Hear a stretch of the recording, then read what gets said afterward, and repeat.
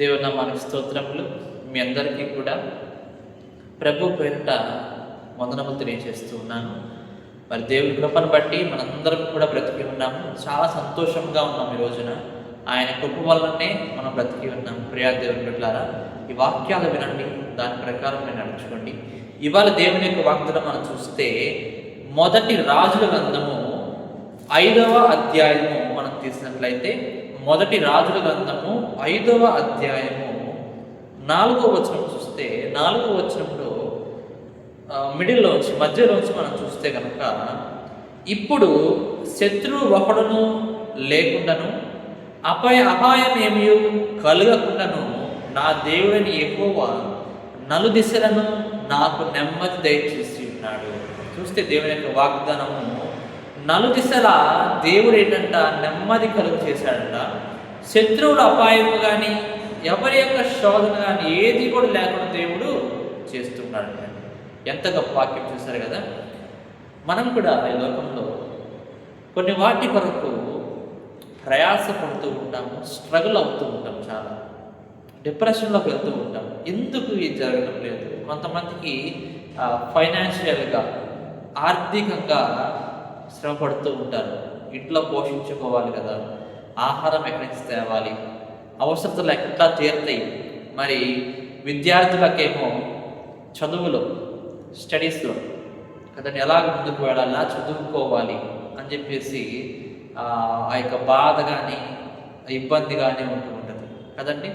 మరలా జాబ్స్ చేసే వాళ్ళకి ఒక ఇబ్బంది, ప్రాజెక్ట్స్ వస్తే లేదో అని చెప్పి కొంత ఇబ్బంది పడుతూ ఉంటారు కదండి. శాలరీస్ పెంచుతారు లేదో అని చెప్పి కొంత ఇబ్బంది పడుతూ ఉంటారు. ప్రియార్థుల బిడ్డలారా, మనందరము కూడా పరీక్షిస్తే ఏదో ఒక దానిలో మనము ప్రయాసపడుతూ ఉన్నాము, స్ట్రగుల్ అవుతూ ఉన్నాము చాలా. దేవుడు అంటూ ఉంటాడు, దేవుడు బిడ్డలారా, ప్రయాసపడుతున్నటువంటి బిడ్డలారా, నా యొద్దకు నేను మీకు నెమ్మదిని కలుగ చేస్తాను అంటే, మనం ప్రయాసపడుతున్నాం సరే, ఆ ప్రయాసంలో దేవుడికి మనం ప్రార్థన చేయాలి. అప్పుడు మాత్రమే దేవుడు ఆ ప్రయాసం అంతటిని తీసివేసి, మనకి శత్రువులు ఎవరైతే ఉన్నారో వాళ్ళందరినీ తీసివేసి మనకు ఆయన నెమ్మదించేవాడుగా ఉంటున్నాడు, సంతోషాన్ని ఇచ్చేవాడుగా ఉంటున్నాడు కదండి. ప్రయాసపడుతున్నటువంటి వాళ్ళ కొరకు దేవుడు చెప్తూ ఉన్నాడు, దేవుని యొద్దకు మీరు వెళ్ళండి, ఆయన మీకు నెమ్మదిని కలుగ చేస్తాడు. దాని విషయంలో మనం చూస్తే కదా, మరి దేవుని యొక్క చాలా గొప్ప భక్తుడు ఆయన.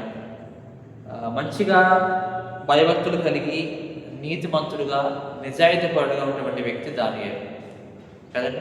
అయితే అతను తీసుకువెళ్ళి ఏం చేశారు, సింహాల బోన్లో పడవేసినట్టే మనం చూస్తూ ఉంటాం. సింహాలు మనం చూస్తూ ఉంటాం కదండి. అవి క్రూరమైన జంతువులు, మనిషి యొక్క మాంసమును అవి చీల్చుకొని తినేసినటువంటి జంతువులుగా ఉన్నాయి. అటువంటి గుహలో ఏమి తప్పు చేయకపోయినాను దానియేలు తీసుకువెళ్ళి అక్కడ పడవేశాడు. అటువంటి స్థితిలో కూడా దేవుడు దానియేలుకు నెమ్మదిని దయచేశాడు. హడావుడు ఏం లేదు, ఆందోళన లేదు. మొదట వెళ్ళుంటాడేమో, లోపలికి వెళ్ళేటప్పుడు కొంచెం ఆందోళన పడుంటాడేమో, కానీ తర్వాత దేవుడు ప్రార్థన చేస్తున్నాడు. దేవుడు సింహాల నోలను మూసివేశాడు. అప్పటి నుంచి మరి దానియేలుకు నెమ్మది కలిగిందనమాట. ప్రశాంతంగా సింహాల మూలలో కూర్చొని ప్రార్థన చేస్తా కూర్చున్నాడు ప్రశాంతంగా. ఎంత నెమ్మది కలుగ చేశాడండి. అంత గొప్ప అపాయంలో కూడా దేవుడు నెమ్మదిని కలుగ చేశాడు. మనల సమస్యలు కదండి, బయట మనల్ని పీక్కు తినలేకపోయినా కానీ లోపల హృదయంలో ఆ పీక్కు తింటానే ఉంటాయి. మనల్ని చాలా బాధ పెడుతుంటాయి, చాలా ఇబ్బంది పెడుతుంటాయి. అంటూ ఉన్నాడు, దేవుని యొక్క ధర్మశాస్త్రం ఎవరైతే ప్రేమిస్తారో, 119వ కీర్తనలో ఉంటుంది, 165వ వచనంలో, దేవుని యొక్క ధర్మశాస్త్రం ప్రేమించే వారికంటే దేవుడు నెమ్మదిని కలుగ చేస్తూ ఉంటాడు. ఎట్లాగంటే దేవుని యొక్క ధర్మశాస్త్రం మనం ప్రేమించాలి, ఆయన యొక్క ఆజ్ఞలను, ఆయన యొక్క మాటలను మనం ప్రేమించాలి, వాటిని నమ్మాలి. నమ్మినప్పుడు మనం ఏదన్నా కొంచెం దీనస్థితిలో కానీ ప్రయాసపడినటువంటి స్థితిలో మనం వెళ్ళినప్పుడు ఆ వాక్యాలు మనకి ఎంతో ఉపయోగపడుతూ ఉంటాయి, మనల్ని అవి బలపరుస్తూ ఉంటాయి, మనకి అవి నెమ్మదిస్తూ ఉంటాయి కదండి. ఉదాహరణకు మనం ఏదన్నా గొప్ప సమస్యతో మనం బాధపడుతున్నాం అనుకోండి, ఆర్థిక సమస్యలతో బాధపడుతున్నాం అనుకోండి, దేవుని యొక్క బైబిల్ పంపించి చదువుతున్నప్పుడు నాకు మొరపెట్టి నేను నీకు ఉత్తరం ఇస్తానని చెప్పి దేవుని యొక్క వాగ్దానాన్ని చూసాం.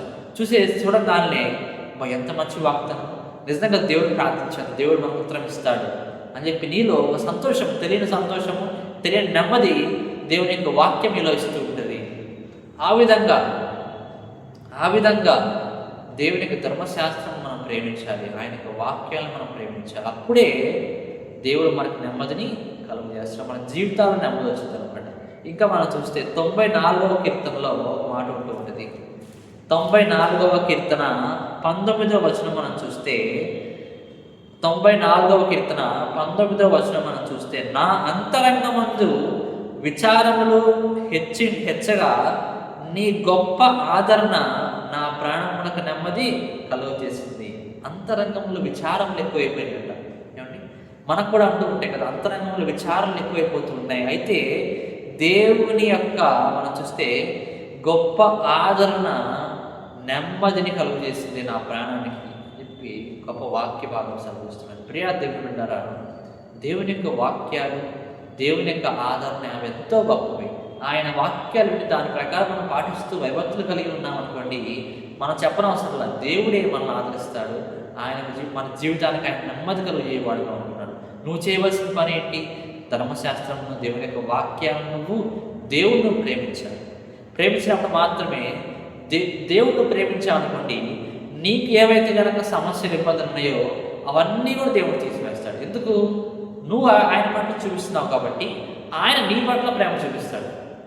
ఏమండి, నువ్వు ఆయన పట్ల చూపిస్తున్నావు కాబట్టి ప్రేమ, దేవుడు నీ పట్ల ప్రేమ చూపిస్తాడు. ఏ విధంగా, ఏ రూపంలో ప్రేమ చూపిస్తాడంటే సమస్యలు తీర్చివేస్తాడు, నెమ్మది నీకు ఆయన దయచేయబడుకుంటున్నాడని చెప్పి దేవుడి యొక్క వాగ్దానం సెలవిస్తున్నాడు.